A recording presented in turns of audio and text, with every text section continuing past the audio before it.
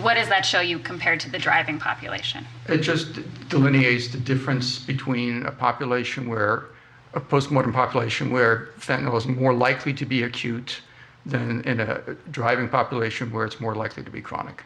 And in terms of the ratio, was Mr. Floyd's ratio more similar to the driving population where people were alive, or more similar to the postmortem population where people were dead? It was more similar to the DUI population. Nothing further. Any further?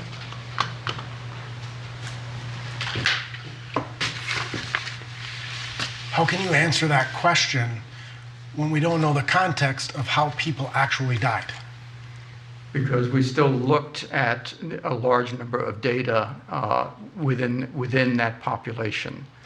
So you have no frame of reference, though, in terms of what did the person actually die from? I mean, what if of the 19,185 postmortem cases, 19,184 of them were gunshots? That's not really a possibility, but I have nothing further.